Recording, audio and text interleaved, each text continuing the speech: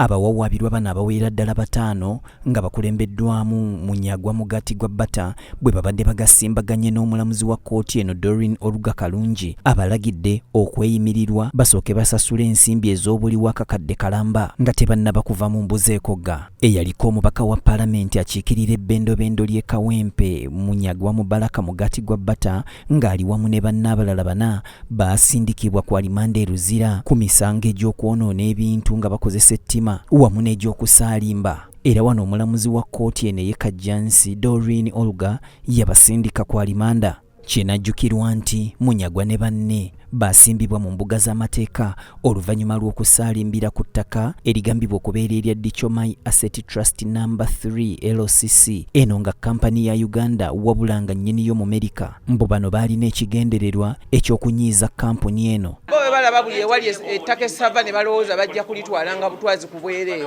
kubanga bali mu gavumenti. Butuuka bakwata bukwasi wadde okuwoza wadde ki. Neka tugende.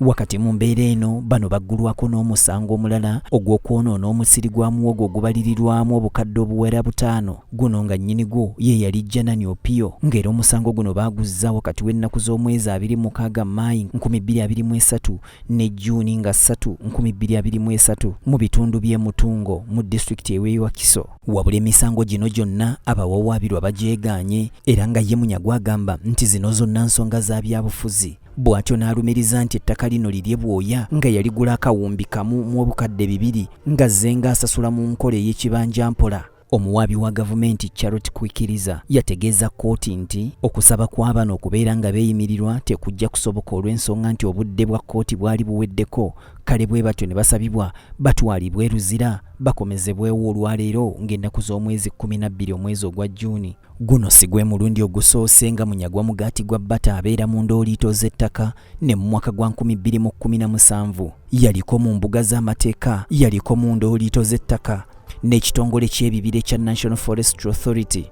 Era ng'ekitongole ky'ebibira kyalumiriza nti ettaka lye baali bakayanira lisangibwa ku njegoyego z'ennyanja era nga liwerezaako ddala yika 20 nga bo bagamba nti ettaka lino lya kibira era nga terisobola kuba lya muntu ssekinnoomu kyokka nga Munyagwa agamba nti lirye.